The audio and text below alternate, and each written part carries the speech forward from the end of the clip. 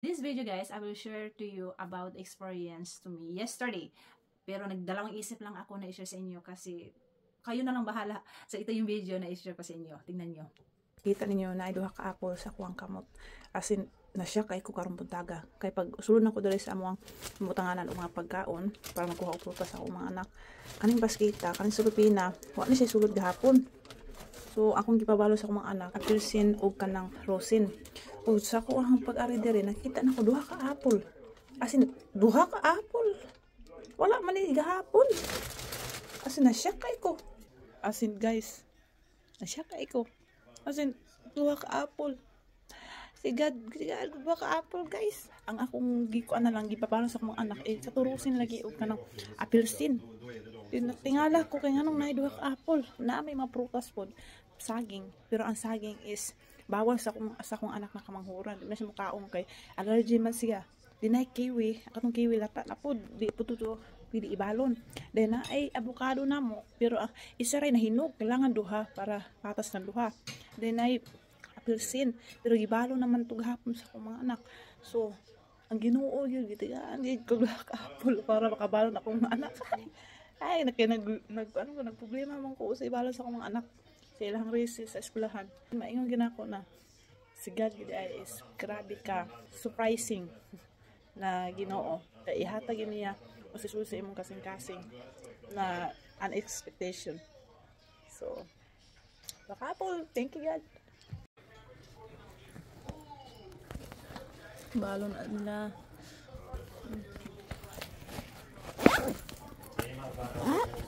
Nakita nyo na yung video guys, narinig nyo ang sinabi ko guys. So ang una yung maisip guys, baka nagsisingalay ng babaeng to, baka gawa lang, baka hallucination lang. Pero talagang totoo talaga nangyari kahapon. Hindi ko lang siya ma-share kahapon kasi nagdalawang isip ako, baka ako din nag-hallucination lang, baka merong mansanas lang sa basket, nakalimutan ko lang. Pero ganito talaga ang nangyari guys. Last week, Huwebes, kasi dito sa Sweden guys, ang mga mother, katulad ko, ang mga bata need ng snack. Monday to Friday, trabaho ng mother, maghanda ng snack sa mga bata for recess sa school, vegetable or fruits. So, Huwebes ng umaga guys, pumunta ako ng stock room. Kasi may room kami nalagay ng mga pagkain. Sa pagpunta ko doon, ang nakita ko lang is saging, kiwi, avocado, and apelsin. Kasi ang avocado, hindi ko siya ma-yes sa anak ko kasi hilaw yung avocado. Yung kiwi din siya, dalawa lang, and then medyo lata-lata na. And then yung saging, bawal kainin ng anak kong bunso kasi talagang allergy siya. And may nakita akong apelsin, no option, apelsin, kinuha ko siya guys. At yun yung binigay ko, and rosin guys. So, Huwebes siya guys, ng umaga, wala talagang laman yung basket. Walang mansanas doon. So, pagka umaga, burnes ng umaga guys, pumunta ako sa stock food guys, room. So, ang napag-open ko doon, ang una kong nakita is yung basket na may lamang mansanas. Talagang, na-shock ako guys. As in, na-shock ako. Talagang tulala ako. I think, 1 minute. Talagang kinuha ko yung apple. So, may mansanas sa basket. Wala namang mansanas kahapon. Sa Huwebes, wala namang masanas. Bakit mayroong masanas sa basket? Talagang na-shock ako guys. Hindi ako makapaniwala sa nangyari kahapon. So, sabi ko sa sarili, baka hallucination ko lang, baka nakalimutan ko na, baka may apple noong Huwebes na umaga, nakalimutan ko lang. Pero I have very strong instinct guys sa sarili ko na talagang, wala talagang masanas noong Huwebes. As in, wala, as in empty ang basket guys. And then, pagka umaga ng Friday, nakita ko dalawang mansanas in my 2 eyes. Nakita ko talaga pinakamaganda guys, yung pagkalagay sa mga mansanas sa basket is with love and organized. And then dalawang mansanas guys, and pareha sila ng sizes. Dalawa yung anak ko, so perfect, dalawang mansanas. So isa sa anak kong panganay, isa din sa bunso ko. So talagang oh my god, as in na-shock ako guys. Alam ng Diyos sa puso ko na talagang nag-isip ako noong Huwebes guys sa hapon, ano naman ang ihanda ko sa anak ko next day, Friday, para sa kanilang snack sa school. Pagkakita ko sa mansanas guys sa basket, talagang na-shock ako talaga. Talagang sobrang, totoo ba talaga to? Joke lang. Talagang sobrang na-shock ako guys, kaya hindi ko siya ma-share kahapon. Talagang kailangan ko ng more sign from Him. So, tinanong ko si God, while ako nag-cleaning ng sahig, na God, give me a sign. Kasi kahit ako, parang ang hirap paniwalain. Pero give me a sign, God. Totoo ba talagang binigay mo yun? Wala akong naglinis, guys. May pumasok sa utak ko na yung widow na babae sa Bible, mabasa nyo yan sa Bible, hindi ko alam kung anong page.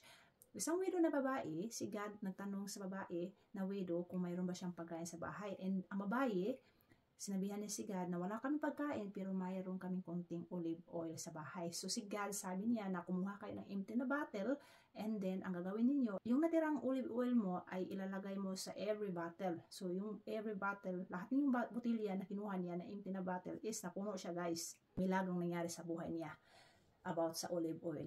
So, yun ang nakapasok sa utak ko, guys. Talagang sabi ko kay God na, God, ito ba talagang sign? Sobrang na-shock ako. So, narinig ko na itong widow na babae sa online mass, guys. Even, I think, nabasa ko na din sa Bible. Hindi ko lang alam kung saang page, guys.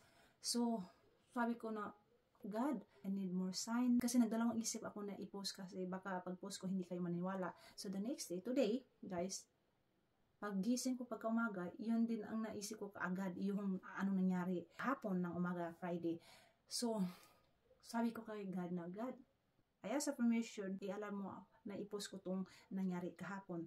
So, si God, guys, pag open sa TikTok, guys, unang video nakita ko is, sa understanding ko sa sentence, guys, ganito ang paglalagay na, don't overthink too much because when you overthink too much, kill your peace. So, let me to handle everything. So, yun yung pagkaintindi ko sa sentence, guys, sa nakita ko yung video sa TikTok, guys. Oh my God, talagang. So, it means, God, na you allowed me to share what happened yesterday. So, it's a permission galing sa iyo. Today, may pinuntahan ako. While nagta-travel ako, guys, pauwi, dalawang isip pa talaga ako, guys, kung totoo pa talaga nangyari o hallucination ko lang. Baka meron talagang masanas, nakalimutan ko lang. Pero, si God talaga para siyang nag-conversation sa akin, guys, gamit yung utak, mind, guys. Nagbigay siya ng example, yung nangyari sa LA. Isang lalaki sa LA na testimony na na-survive yung bahay niya at yung mga kasambahay niya is nasunog lahat. So, only yung bahay lang niya ang na-survive. So, talagang na-shock ako, God. As in, binigyan mo pa talaga ako ng mga sign na totoo talagang nagbigay ako ng masana sa iyo kahapon. Kailangan mo maniwala sa akin. Hindi pa ako nakalaan sa bahay. Parang sinabi niya sa akin na, hindi ka maniwala sa akin. Niwala na lang kayo sa mga ghost, mga monster. Ang dadalhin niyo maniwala sa mga monster, mga ghost.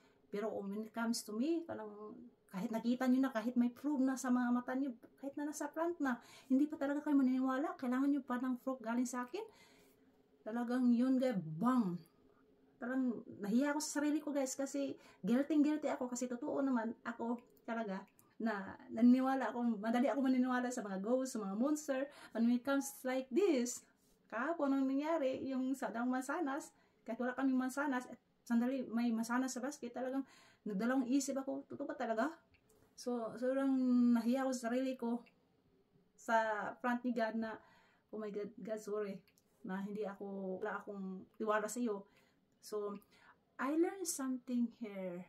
What happened yesterday, guys, is gustong iparating kay God sa akin at sa inyo na kahit wala na tayo, kasi empty na talaga, basta may faith kayo, may trust kayo, si God ay magpo-provide sa iyo, ibibigay niya talaga. Kasi si God ay nothing is impossible to God. I learned this situation. So God give us a lesson na kaya kong lahat kasi ako ang Panginoon. Ginawa ko kayo, kaya ko din gawin lahat anong gusto nyo. Sa maliit man o malaking bagay. Kasi nothing is impossible to God. Me and you have to believe in God. Have faith, trust in Him no matter what happens. And nothing is impossible to God. So, I hope may natutunan kayo. At guys, hindi ako nagsisinungaling na totoo talagang nangyari. Even me, na-shock ako. Pero, thank you God. Thank you. Bye-bye.